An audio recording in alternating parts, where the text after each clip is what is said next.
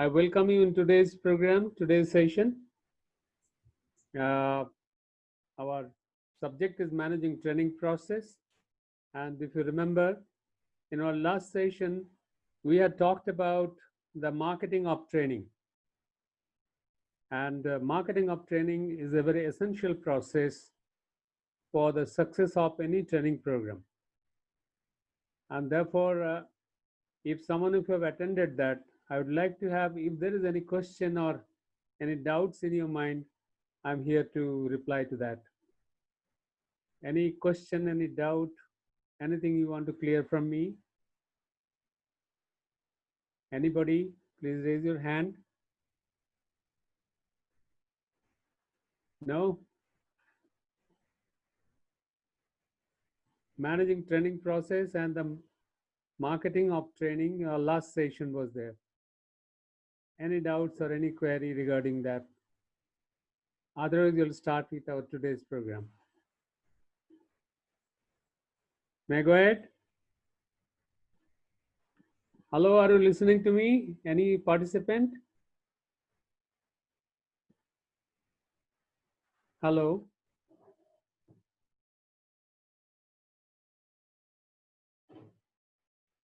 Hello? Sir, we can hear you. Yeah, that's it. You can hear me. Fine. So I think you don't have any question for from the last program, from the last session of marketing of training. Marketing of training is essentially very important aspect. So if you don't have any question, it's fine. But I would like to ask you one question so that I can understand that where do you stand. Why do you think that marketing of training is important? Can anybody tell me that why marketing of training is important? Any points in favor or disfavor? Anybody?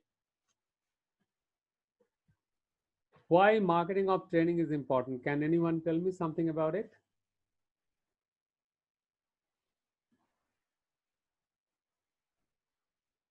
Nobody wants to say anything?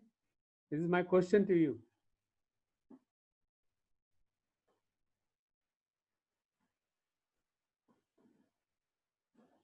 Hello?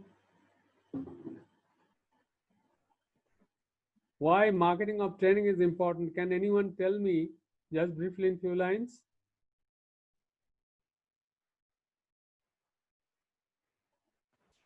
Good morning, sir. Arpita here. Yeah. So the marketing is important to create better awareness about the program, to get more participants for the program which we have designed. I feel that's the most important part. Right, right. So what happens when you do the marketing? They become aware of it. Yes, sir. Anything else they get out of it? The participation improves, number of participants increases. Improve. Yes. So you think that marketing of training is required merely for improving the participation or anything else is there? So getting the right audience or the right participants which are in fit with the objective of the program. Okay. So it's not merely getting the participation. Apart from the participation, it makes them clear how this program is going to be relevant for them in their work area or in their area of operation, how this program is going to be relevant. And if they find it relevant, it makes them interested to join the program, and that creates more success. That tends to become success of the program. Well, it seems that most of you are already understand this thing. So I'll go forward. Today's topics is a very simple topic, that is the training policy. As you know that every organization need to have their training programs. Why? The purpose is that they should develop their people, making them relevant to the environment outside, because the environment is changing rapidly and people should be compatible to that. They should have the understanding of what's happening in the environment, and therefore need to continuously train our people. And so therefore training is a process which is going to remain in any organization continuously for a growing organization. And if there's a growing organization, they need to do training program. There must have certain policies set in. That is how the training programs are to be conducted, what will be the, when the things will be conducted, what is the philosophy and the outlook of the organization, what is the goal of for achievement, and towards that achievement of the objectives of the organization, how a training program is going to help them. So they're all the philosophy of the organization, the purpose of the organization, strategy of the organization, aligned with two things, the training strategy aligned with the organizational strategy, that has to be placed in a format. Certain procedures, process, policies are to be framed, which will become the guidance for the people at the central office as well as in the branches or any other offices. They should follow those policies. So the policies becomes a framework. So with that, we'll see that how the policies are relevant to us, what are the things that we need to include in our policy, how this is important for any organization. So I'll now start with our presentation. Let me share it with you first.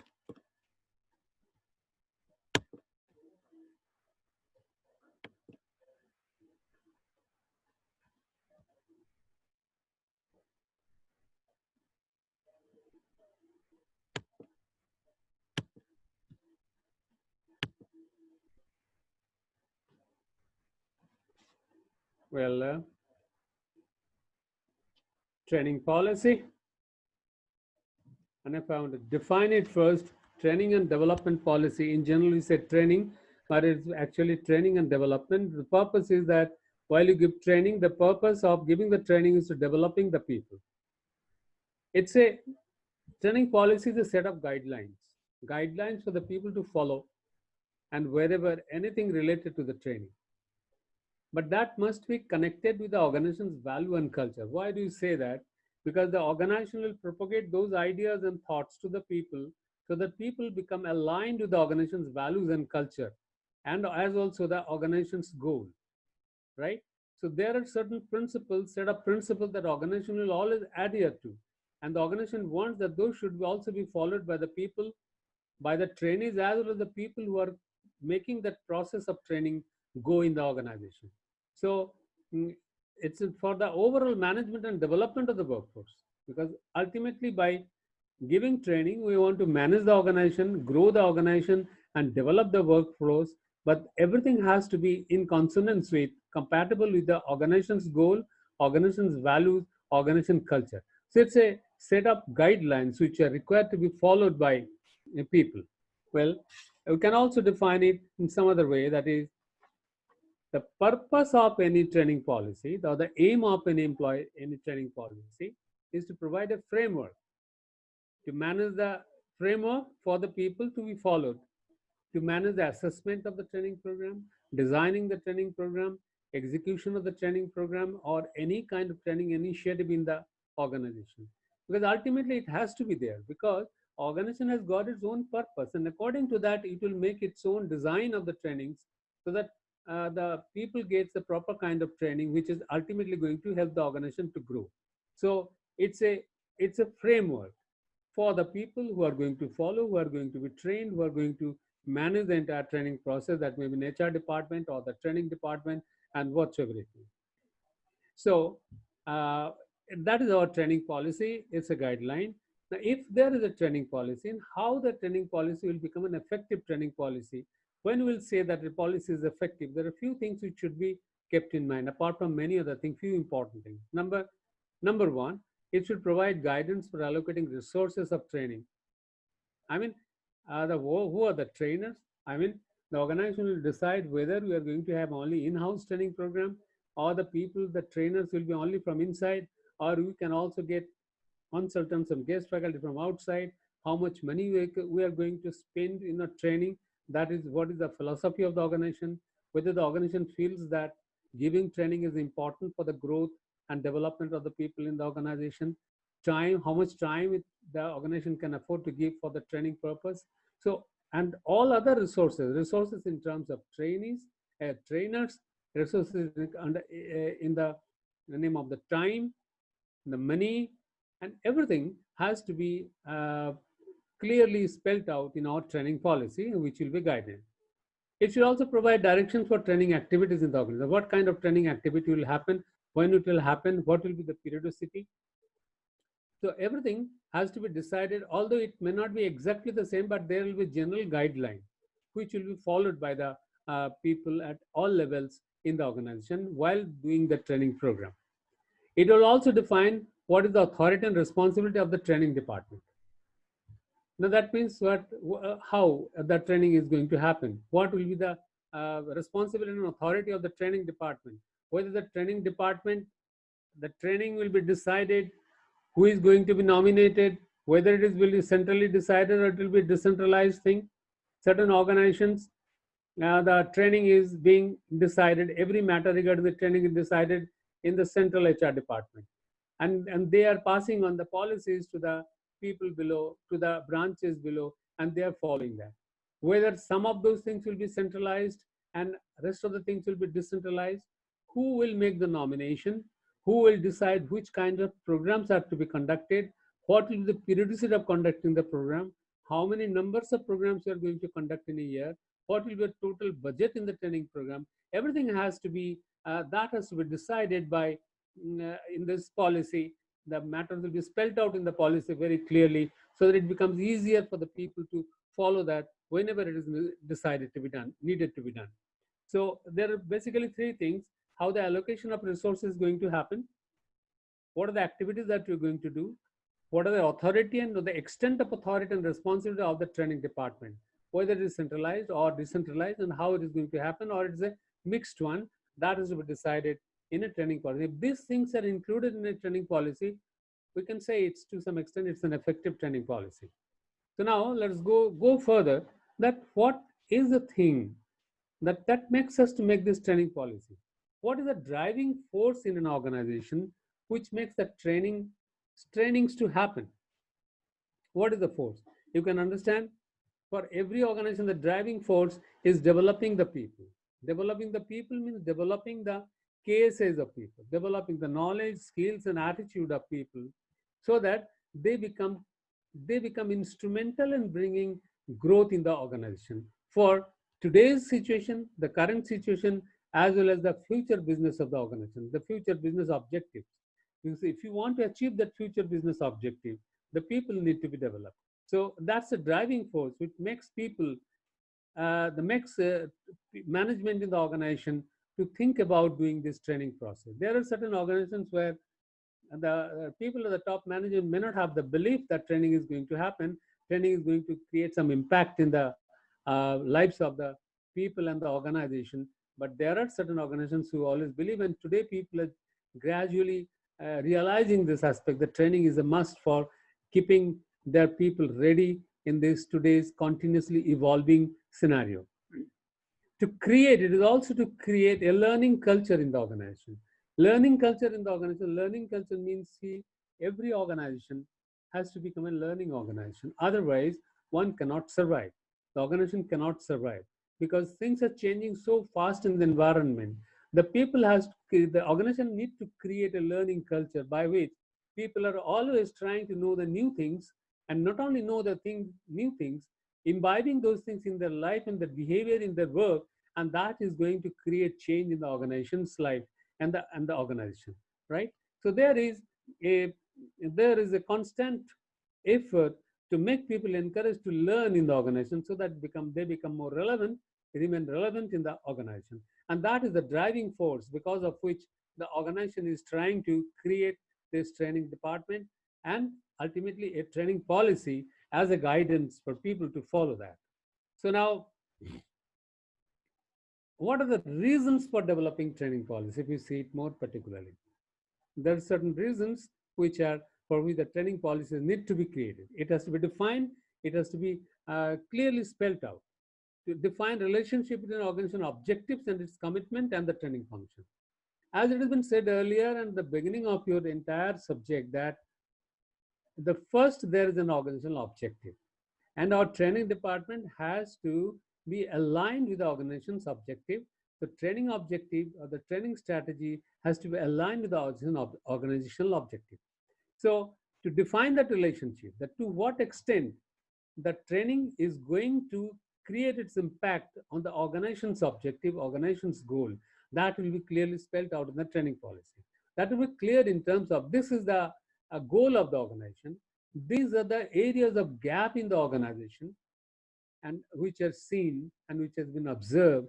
Now to fill up that gap, we're going to create training program. How this training program is ultimately going to help the organization to remove that gap. The gap in the performance, actual performance, and the expected performance. And the expected performance is decided from the environment with the competitors and with every other thing which is happening in the environment. It also tells us the operation guidelines, the reason for developing training policy.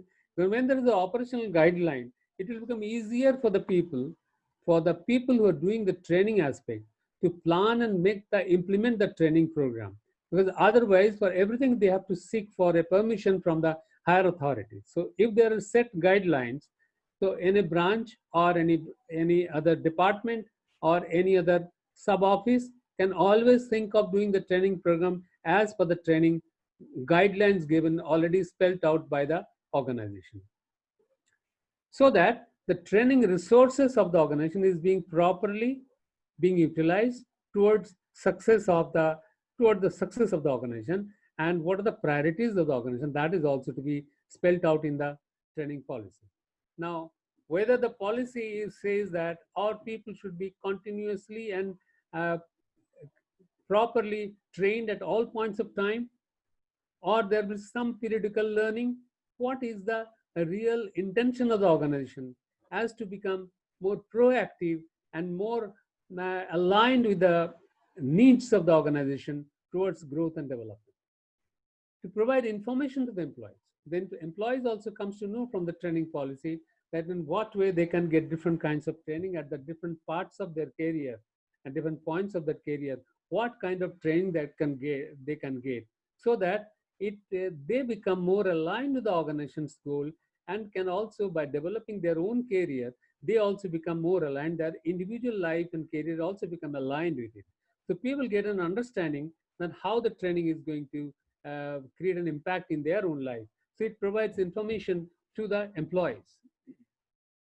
To enhance public relation and corporate image of the organization. Yes, to some extent it is also correct, because it creates a public relation. It creates a corporate image of the organization, in the sense that when there is a big training organization, the training efforts are being done in an organization, that propagates in the market, and that creates a brand of the organization in terms of how they are more interested about growing their people in the market and making them relevant to the organization. That creates a brand and reputation and image of the organization. I have seen organizations who are having very elaborate training system, and there are certain organizations who have very less interest in developing their training infrastructure in the organization. That definitely creates an impact in the market, and so it creates a corporate image of the organization. That is also reason. So there are a few reasons. Number one, developing relationship between the organizational objective and the training objective. What are the operational guidelines and responsibilities of the management? To provide information to the employees and to enhance public relation and corporate image of the organization. Now let us see that how this training policy is relevant at different levels of the organization. Training policy at different levels. The training policy at the corporate level, number one. The training policy at the corporate level, because corporate level, the training policy is made in general. There are general statements and general guidance, and that will influence the other people who are working down below, to the branches, to the training institutions within the organization, because there will be certain organizations where they may have everything decided at the corporate level, at the centralized HR level, and they may have elaborate training system. They may have zonal training centers, regional training centers, and they will actually conduct the training program, but they will conduct the training program on the basis of what has been spelled out in the training policy. So there will be some training policies spelled out at the corporate level, which is the overall guideline of the organization. And the second is the training policy at the departmental level, at the institution level, at the training center level, at the zonal training center level, or at the regional training center level, whatever you may call it. So they will simply go through the policies and implement that thing as their part of action. So that within a training policy at the department level may include like this, that will state the line manager's action plan by specifying the nature of training. The line manager in the branches or in the department, they will create their own action plan, training plan, on the basis of the training plan which has been, that the training policy which has been spelled out by the centralized HR department. So they will get what the duration of training they can do, whether they can do a 1-day program or 6 days program or 3 days program or a 1-month program, depending upon the category, the type of people, the target group, and the departments concerned, the subject matter even sometimes. What is the venue of training means? Not exactly what is the when, what are the guidelines for deciding a when, how they're going to get it, whether they should follow the policies given by the centralized HR level, or they haven't given, it has been decentralized and they can decide under certain guidelines. So what will be the target group of training? In the sense that the different target groups of training may have different kinds of periodicity of training. What kind of level of people will get training at what intervals? Maybe a senior level people may get a training at a very big intervals, or a junior level people, they get trainings every month because the number of people are also more at the lower level. So the training program will be more frequent. So what will be the duration of training, the venue of training, the target group of training, and who is going to implement it, who is going to start it, who is going to initiate it, whether it will be done at the branch level, or it will be done at the training institution level, or it will be done at the regional office level, or what is that, depending upon the structure of the organization, who is going to initiate that. That is also been spelled out in the training policy. At this level, the training policy plays a vital role because it creates that guideline which is to be followed by others. And when they spell out this policy, it creates a training objective which is aligned with the organizational objective. So being at the central place, they can understand what is the most important thing to be done or to be carried out in the training activity in the organization, and those guidelines are to be followed by the people at the lower level, at the people who are going to implement it. There are organizations which are they are making a training policy for the whole year, and then there are periodical meetings with either with the training institution level or the region level. They make a training meeting where they decide for the next quarter on the basis of the training policies which has been already spelled out. In this quarter, what kinds of training program they are going to conduct based upon that policy. Since there is already a policy, it becomes easier to discuss those things and chalk out a plan for the entire quarter or for the entire half year or even sometimes for the entire year. So training policy becomes a guideline for the people to be followed at different levels. Now let us see that while making the training policy, there are certain factors which have to be taken into account by the people at the central level and wherever it is being produced. So what are the factors that influences the training policy? Let us try to see what are the factors that influence the training policy.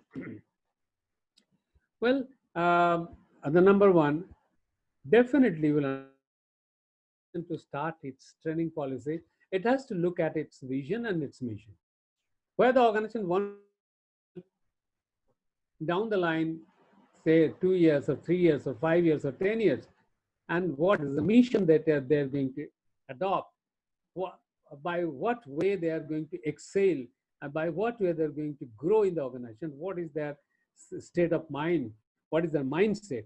That vision and mission has to be very clear, and that is the ultimate thing which is going to influence the training policy, how the training policy need to be spelled out. Derived from that, the aims and strategic objectives of the organization. What are the goal of the organization? What are the aims? What are the strategic objectives they want to achieve? The moment you say strategic objective, yes, what are their area of their priority? What are the areas where they have got strength? What are the areas where they have got weaknesses? If they have got strength in certain areas, how to increase that, how to build upon that, how to make people trained in that particular area. And if there is a weakness, how they are going to counter that by giving more training. So that becomes a strategy, because until unless you change yourself, develop yourself, you cannot achieve your objective. So there will be certain strategic actions, rather strategic training objectives. By giving that kind of training program, conducting training programs in a particular way, things can be achieved. So the organization's strategic objective and aims is also a contributing factor which will influence in making the training policy. Number three, the size, tradition, and prevailing culture in the organization. Yes, if there's a big organization, the training policy has to become very elaborate, because to define and spelling out the relationship between the different offices, right from the central office to the at the various regions and departments, how those are going to be connected with each other in the matters of training. So the size will definitely create a big impact, because that is also, they are also going to think about what is the budget they can afford to training program. And according to that, training policy will be spelled out. What are the traditions in the organization? What were the trainings were being implemented earlier? Now, if they find that the traditions, what they are doing it earlier, that is not creating any impact, that is not really developing up in today's competitive scenario,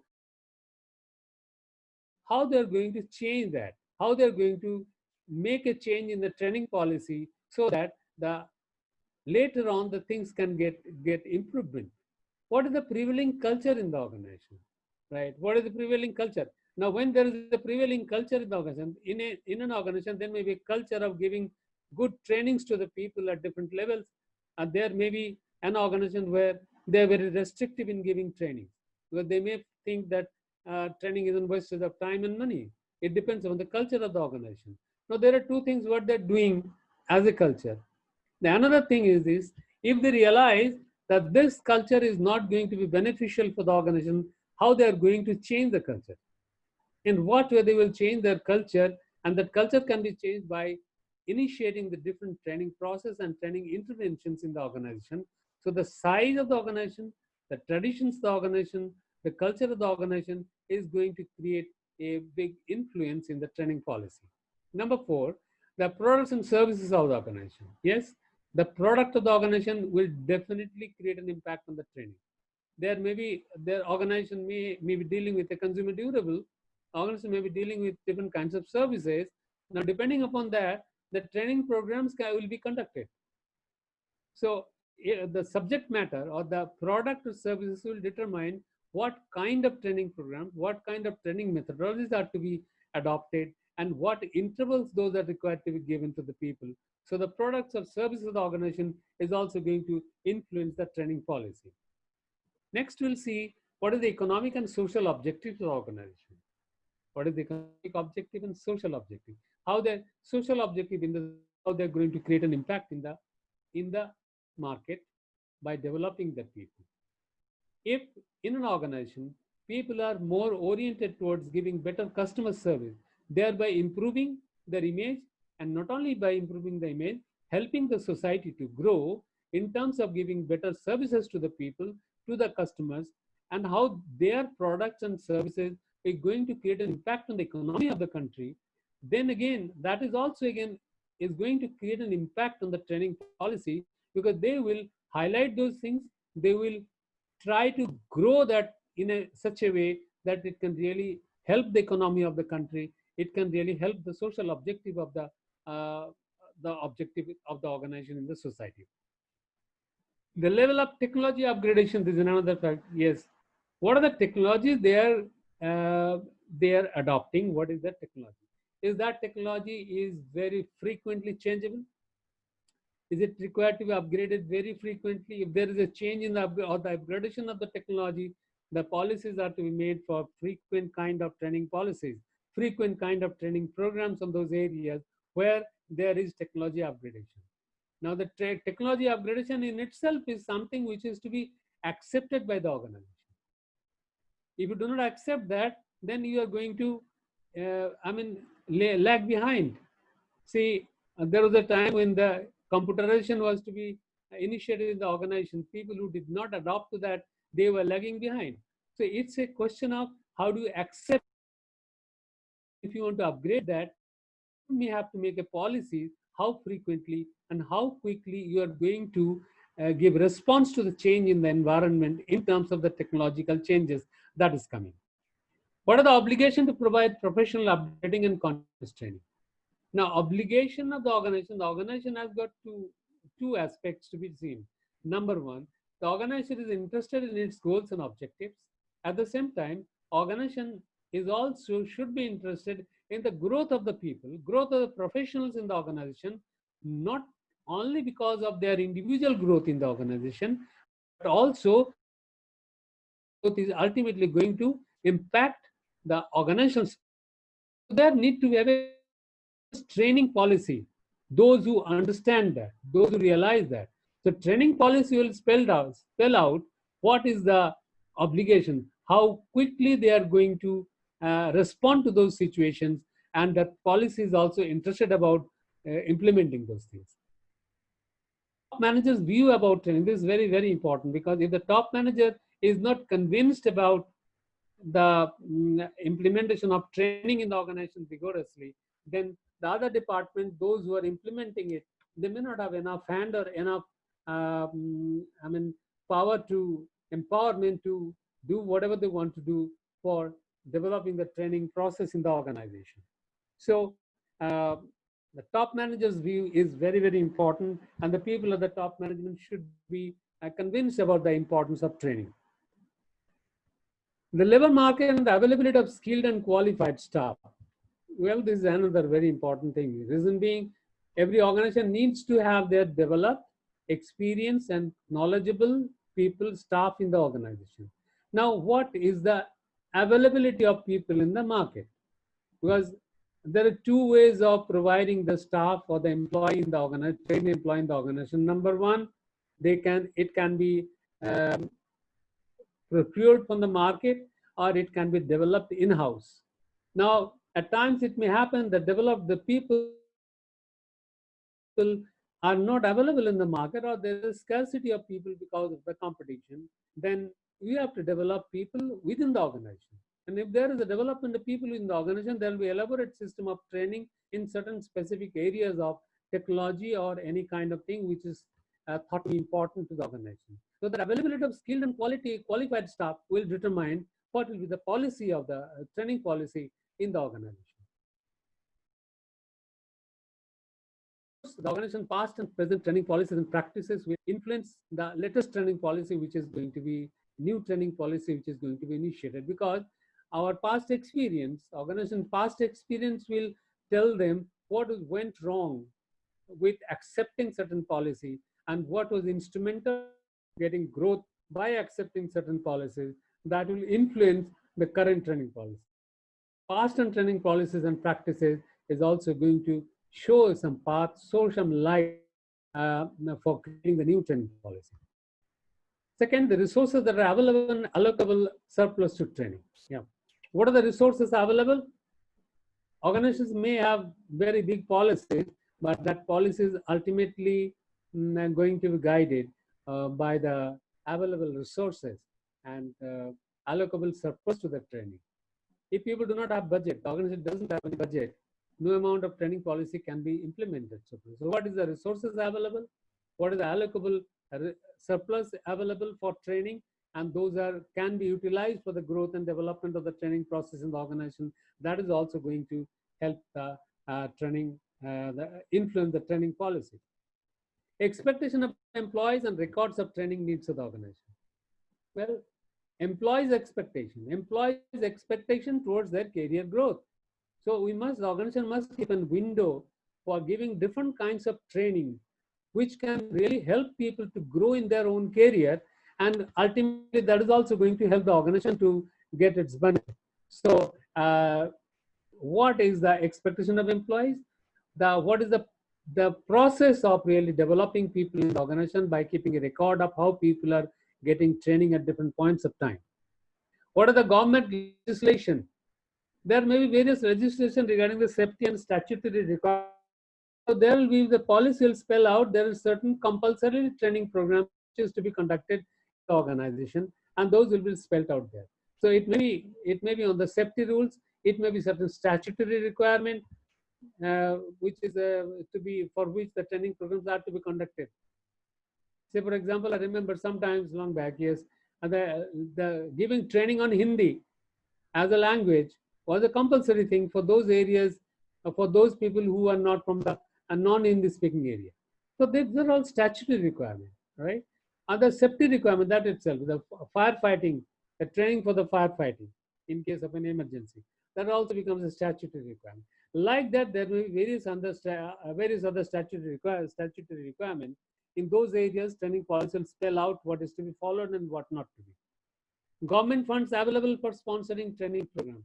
Sometimes the government may give the funds for sponsoring certain training programs in big institutions or the good institutions. If that is there, maybe the senior people or the people who are in the professional area who needs to get training in those particular areas, they can be, as per the policy, they may be given certain trainings, right? So the policy will be influenced with various factors, and those are to be kept in mind while framing that training policy. Now we have understood certain things. So far, what we have talked about, what is the training policy? Why training policy is relevant for us? What is the driving force? What are the reasons for developing a training policy? What are the factors that really influence a training policy? That is what we have seen. Things are fairly simple, but still, if you have got any question now, you are most welcome to ask me so that I can clarify. Yes, please come out with any of your questions if you have.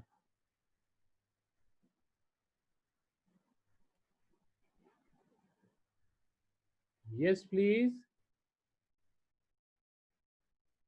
Harpreet, do you have anything to ask?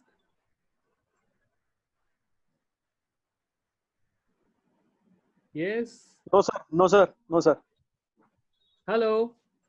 No, sir. No question, sir. No questions. Sure. Should I go ahead? So one question, will the training calendar be part of this training policy or? Little louder, please. Little louder, please. So will the training calendar be part of the training policy? See, training calendar may be a part of the training policy, but it may not be in the sense. You see, when the calendar is being done at the centralized level, so they may develop a calendar which is to be strictly followed by the people below. At the same time, there may be a policy that various departments or various levels at the lower levels, they will make their own calendars. So there will be guidelines for creating the calendar. So one thing is they create the calendar themselves, or they give the guidelines to create the calendar. But anyhow, the policy will spell out that how we are going to create the calendar, how we are going to decide that what kind of training programs are to be conducted at what intervals, what are the requirements from the government, what are the requirements from the point of view of the organization. Those will be clearly spelled out, and on the basis of that, the training calendar will be prepared. Some people make a training calendar for the whole year. Some organizations, they make training calendar for the half year, and out of that they make quarterly training program. It depends upon the policy which is being framed by the organization. Yes, please. Yeah. May I go ahead? Yes, sir. Hello. Anybody say yes? Yes, sir. Go ahead? Harpreet? Yes, sir. Yes, sir. Yes, sir. Should I go ahead? Yeah. Yes, sir. I understand things are very simple, but still. Now let us see one thing. While making a training policy, certain things are to be included there. So what are the contents of a training policy? It is not exactly the same, but what are the possible things one should include in a training policy that will be seen? Which things should be the part of the training policy? That is going to be what we are going to talk about right now. Number one, the first it will start with underlying philosophy, belief of the organization. You say training policy is a document which generally is being formulated at the central HR department, and they make it and circulate it to the concerned people down below. And maybe some part of it may be circulated to the employees also, not the entire thing, but some part. So they may come to know that what periodicity, what kind of training program is going to be conducted, so that if they are interested, they can talk about that, they can write about that, they can show their inclinations and all that. So it's a document. And in that document, it should start, and that document is to be prepared by the HR department, that has to be maybe approved by the different functionaries at the higher level, maybe the general manager or any of the people who is authorized to do so. So it will create, the document will have certain contents in its the policy. The number one, it may be the underlying philosophy and belief of the organization about the value of the training. Yes, what is the policy of the organization? What is the belief of the organization? Whether the belief that training is a must in the organization, or the belief that training is not so important, but some trainings are to be done. What is that strength of their conviction in the mind regarding the training programs to be conducted in the organization? That is the beginning. Number two, the process available for identifying the organization training needs. It again is a part of the policy that the first thing, when you're going to decide on the training, as you know that in a training process, managing a training process, it starts with the training needs. But how the training need is to be done is to be identified. That process itself, there will be some guideline about that in the policy, how the training need is going to be identified. Whether this is going to be identified by a centralized department or in collaboration with the people at the different branches of the departments in consultation with them, how much autonomy the HR department will have, how much they have to coordinate with other people. So that process is to be spelled out in the policy. Number three, what types of training is provided to the organization? Whether it is a job-related training program, I mean, they will spell out different kinds of training programs. As you understand, in a training program, we're going to increase the cases of people. So what kind of, how much you're going to give impact, stress on the knowledge, how much you're going to give stress on the skills, developing the skills of the people, how much you are going to contribute to the changing the attitude of the people. So whether it is job related, it is related to the development of their attitude, is related to the development of the skill, how much you are going to importance to their career development of the people, or how much you are going to the general program. That kind of training to be provided should be included in the training policy. Who will be the target audience amongst employees? I mean, they will define for the different kinds of target audience at different points of time. Means how many training programs should be conducted for the senior people, how many training programs will be conducted for the mid-level management people, how many training programs should be done for the junior level people, how many training programs should be done for the professional people. I mean, the line and staff people, that is to be segregated. Yes, and at what time they should go for the training programs to the outside big institutions for a specialized kind of training, what kind of trainings are going to be done at the in-house, because that has to be spelled out in the training policy. Because the training policy, the organization will see their capacity to make expenditure, their budget, as well as the needs of the organization towards achievement of the goals of the organization. So that will be the contents of the training policy. And the next will be what extent the financial resources are allocated for training. How much, if the funds are to be allocated at different levels. So people at different level of the different institutions or the regional training centers or the zonal training centers or any other training centers, they will make their budget, but they will have a general guideline that how much they can really spend, and they should make their training programs according to that. They should make their budget according to that. That policy is to be also to be framed out at that level. That should be the content of the training policy. They may spell out the balance between the on-the-job and off-the-job training. How much they should do from the on-the-job training, how much there should be off-the-job training, how much they should employ their internal resources or the internal faculties, how much they should go for the external faculties or the external resources, how they're going to outsource their programs in certain cases, to what extent they're allowed to do so. Because that will be decided on the basis of the decisions like what will be the cost involved in that, the cost effectiveness will be seen, cost involved vis-a-vis the effect of the training programs, how it is going to contribute to the achievement of the goals of the organization, what is the urgency of certain kind of training programs which are to be done at periodical intervals with specific stress. So that is to be contained in the training policy. Next, who is going to decide regarding the training proposal? So if there is a training proposal, if certain department thinks about doing a training program, now who is going to take that process and make work upon that and get a sanction from the higher authorities and make necessary take necessary steps for appointing the vendors, for appointing the consultants, appointing the venue, making the venue, and all that. Who is going to initiate at different levels? Who is going to decide regarding that? To whom the employees can appeal against decisions that affect their training. This is another thing, that in case the employee wants some kind of training, how he is going to communicate that thing to the organization. That these are the kinds of trainings we are interested to know. Whether the organization in itself has kept some window of inviting their proposals from the people, or the people can make their open desire. They can write to the organization for getting some kind of training. What is the policy regarding that? Now, the contents of the training program and the training policy, as I was discussing, there will be certain other contents, but before that, we should need to know one thing, that the training and development policy, what is the need for that we have already said about. But two things which are very important here. It translates the training needs and priorities of the organization to an appropriate and effective learning. Every organization has got its own training need and its priority, comparing itself with the environment, with the competitors, with understanding and realizing the importance of the growth.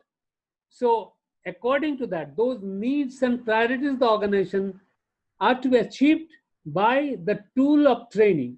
So that training will realize or materialize those needs. So the training and development policy will be a guideline towards doing that. Guideline towards implementing those things which is required by the organization, right? And it is also, it will, the training policy document which is saying, it will depend upon the size and structure of the organization. Structure of the size of the organization, yes, you can understand if there is a big size organization, they may have different training departments at different regional levels. There may be at different training centers at regional levels or zonal levels. So it will be decentralized, or the entire thing is, the structure will spell out whether everything will be centralized or certain things will be decentralized, and what will be the actual, whether it will be a mixed one, and what will be the shape of that training activity in the organization. But as I was continuing with that, what are the training contents? In a training content, there are certain things that have to be incorporated very clearly. As I told you already about the first one, that is overview of existing training policy and organization's philosophy. That is to be included. Organizational objective also, you have said that organizational objective has to be spelled out, that what is the objective of the organization, what is the objective in the short term, what is the objective in the long term, because the short term and long term objective would spell out different kinds of needs of training, right? So that, because if certain things are to be achieved at a very short interval, the training programs are also to be conducted according to that. And if it's a long-term policy, then the things will be done in a different way. Well, next point will be the inclusions in the policy the policy document, as I'm talking about. What is the broad requirement for training, in the sense, who will be involved in the training process in the organization? Whether it is that there is a training and development department, they'll be involved only, or the learning and development department will be involved, how the HR department will be involved, how the things are demarcated in an organization, whether the line managers will also be taken into in the entire pool, they will also be consulted about it, whether the external providers will be involved in that process, who are the people who will be involved in that training activity in the organization, that may be spelled out in the training policy. What will be the process of training? What are the modes, training modes, methods, and expectations from this training program in general? In general, there will be certain guidelines that such and such kinds of training programs should be done through such and such methods and modes, right? And what is the expectation of the organization from that kind of training program? That can also be included in the policy document. See, everything is to be included is not necessary, but these are certain things which are very important, which should generally be included in the training policy document. Identifying the training and development needs, as I've said you earlier, what are the ways and means by which the training and development needs are to be found out, which is to be decided, right? How it is to be evaluated in consonance with the organizational priorities. Keeping in view the organizational priority, how we're going to decide the training needs of the organization, that should be included in the policy department, as a policy document. The provisions for training design. As you know, that training design is a very important aspect after training need assessment. So what will be the process, a general guideline? Who will initiate that? How the process will be done? What procedures will be followed? What are the standards that to be maintained? Standards that to be achieved in the designing of the training program? What are the training methods in general should be followed? What are the delivery style should be followed so that people can be developed? A general guideline may be included in a policy document. What are the description, the process, the procedure and standard required for developing a training program or a training provision for a training design? What are the guidelines to be followed while making a training design? How the assessment of the trainees will take place, in the sense, whenever we are giving a training program, the purpose of doing any training program is to transfer the training. Transfer the training in the sense, whatever has been taught in the training program, that should be reflected in the behavior and the performance of the people afterwards while doing the work in the real life scenario, in the real organization life. So how are we going to assess the training? That what kind of training program has been given, what kind of development has been taken place. The training policy may give certain guidelines to create an assessment of the people as an after effect of that training program itself. The evaluation policy. So overall, assessment of the people is one aspect, but overall the evaluation of the training program, how that evaluation is going to take, what are the parameters that needs to be needed to be taken into account while evaluating the entire training program. A policy has to be can be framed policy department. What are the development of individuals are expected? How the development opportunities will be provided based on the identifying the needs, in the sense the people in the organization are to be developed. It is the developmental need for the organization as well as it's a need for the individual. So what kind of opportunities the organization is going to provide through the training program, that can be spelled out in the policy document as a part of it. Individual requests for training and development. As I told you earlier also, how the employees can request for a particular training program when he finds that's going to create an impact in his own career and he has got requisite qualification or interest or potential to grow in a particular area. Can he request, can he communicate to the department, to the organization? So what are the methods and process and procedures for that? How we are going to conduct the induction trainings? This will set out what is provided to all new employees. I mean, that should be a policy whenever a new employee comes, how we are going to show the image of the organization in front of them, how we are going to initiate that culture within the people. A policy can be set out that as an induction training program, what kind of theoretical training, what kind of practical training, and what is the duration of the training program that they will be subjected to, so that they can be imbibed, they can be more imbibed in the organization policy, organization's culture and procedures, so that they create that belongingness to the organization. That can be spelled out in the policy very clearly, and that will become included in the policy document. Support for training. How much support and provision will be there in terms of coaching and mentoring, if it is there required in the organization, whether there is a policy for giving some coaching or some mentoring process in the organization. If that is required, that can be spelled out, and what way, in what periodicity, and in what situation. Who will be the training and development providers? Now, training and development providers, how much you're going to do to the internal providers, how much you're going to from the outside the agencies, and if it is we are going to take the help of the outside consultants or outside guest faculties, what is the process of selecting the consultants from outside? What is the process of selecting the guest faculties from outside, so that it can give the best of the effect on the growth of the organization? It can be commensurate with the culture of the organization, the budget of the organization, and the policies of the organization.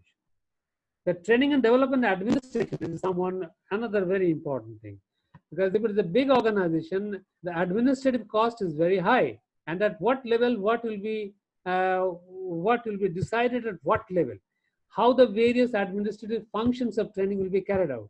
Now, the functions like day-to-day training program, providing the infrastructure, how the training infrastructure will be provided. If there is a need for the venue, who will decide that?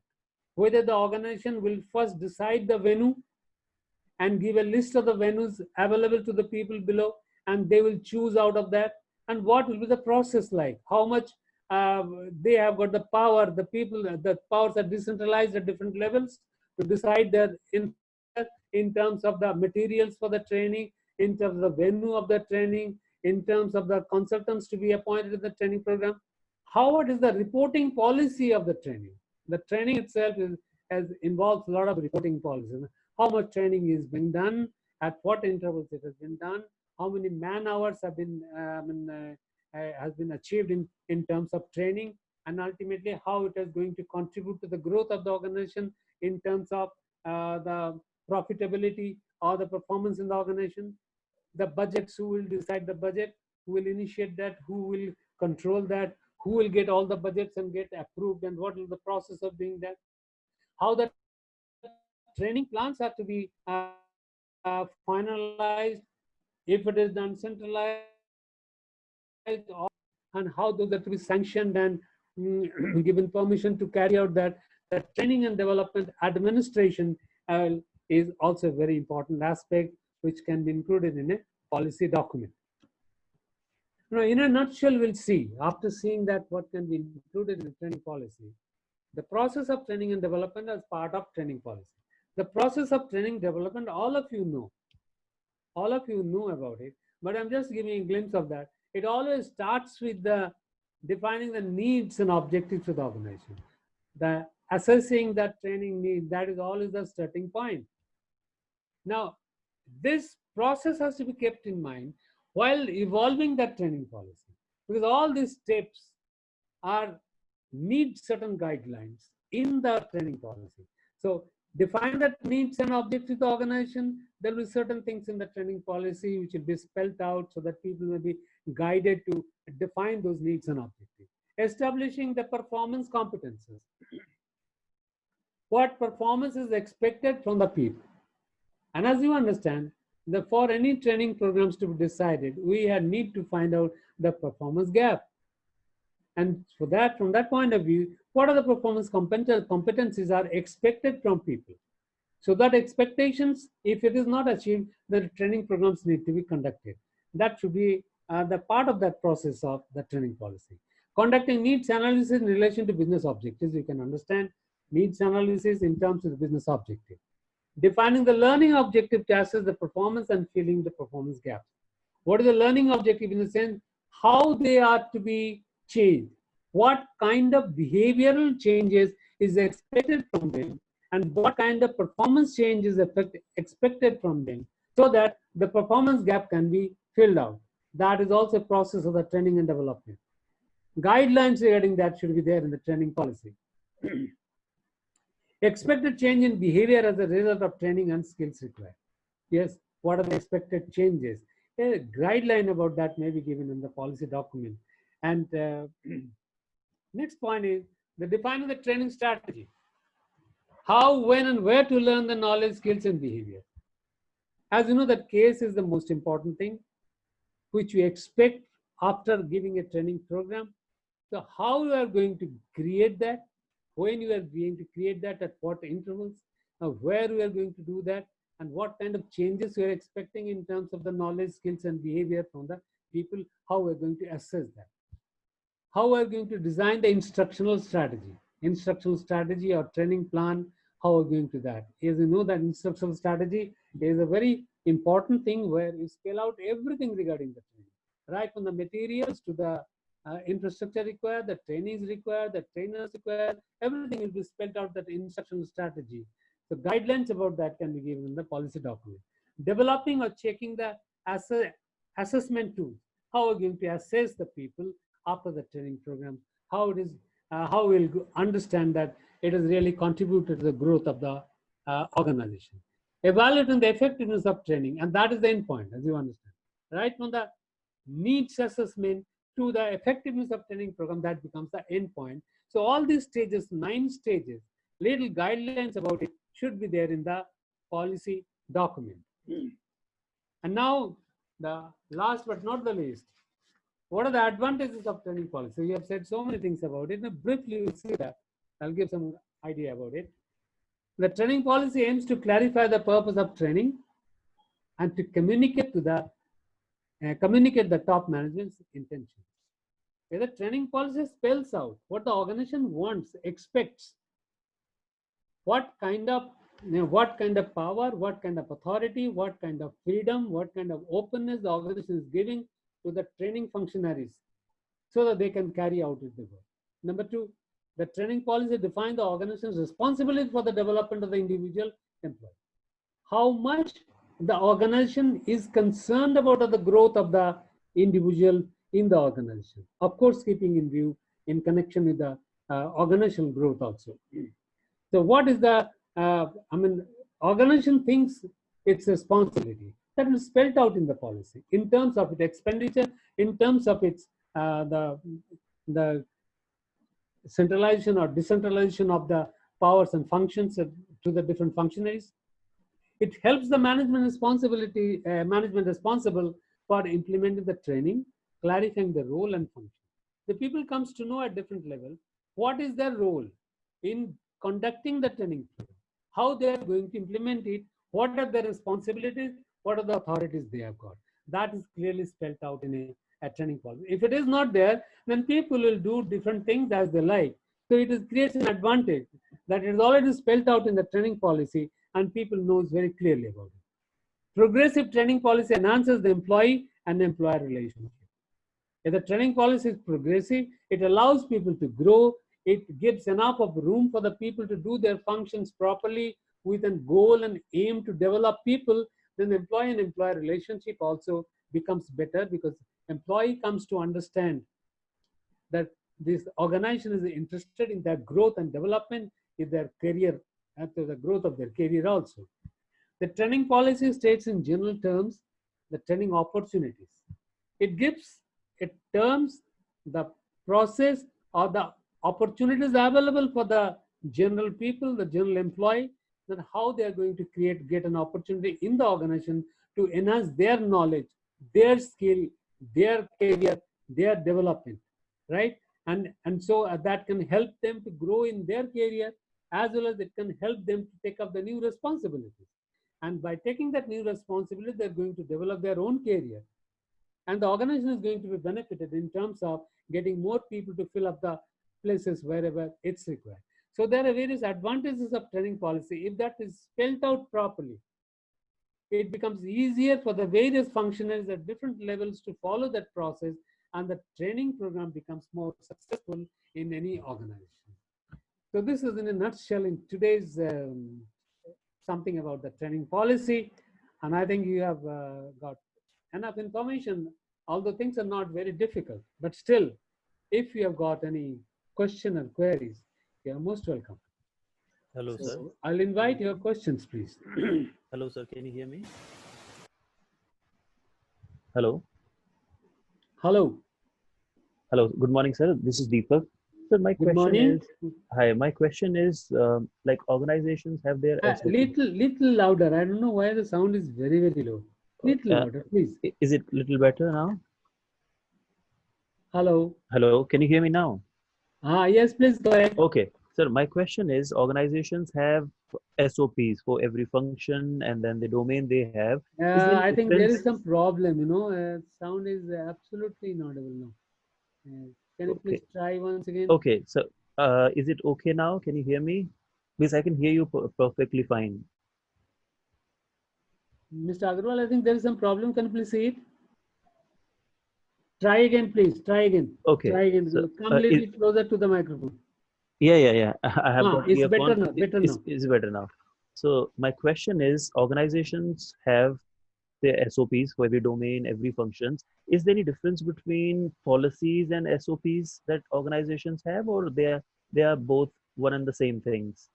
Policy and SOPs. hello. Policies and SOPs. Well, SOPs. I'll put it in the chat. I mean, you want to know the difference between that?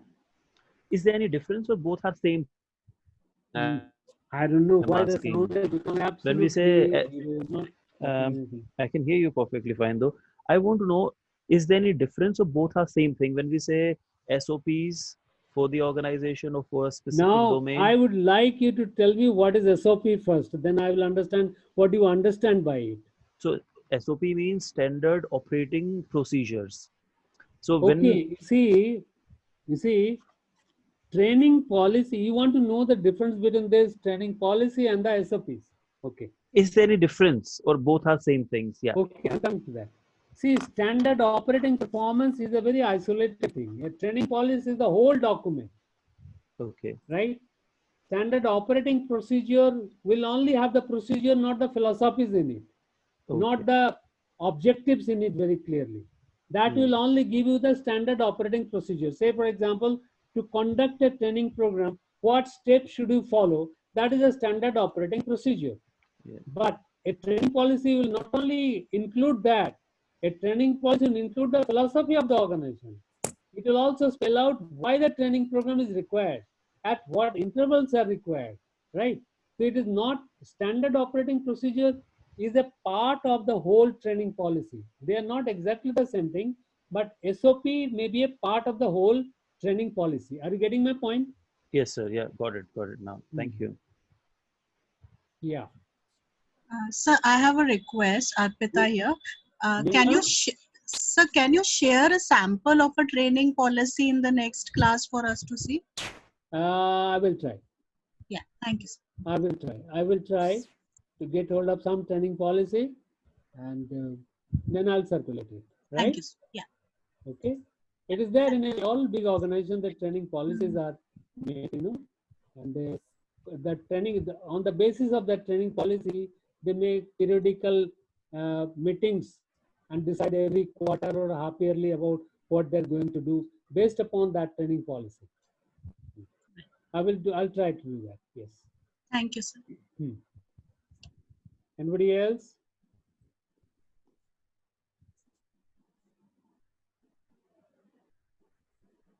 Harpreet? No? No question, sir. No question, sir. Okay.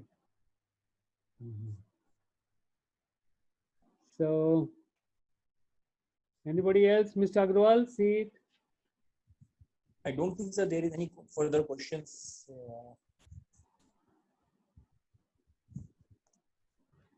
Well, one thing you should see, this is a reading source. One of the sources is this. Training and Development by Dr. B. Janaki Raman. You can go through that.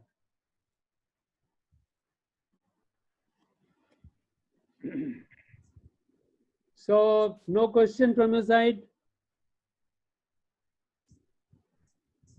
Thank you and goodbye.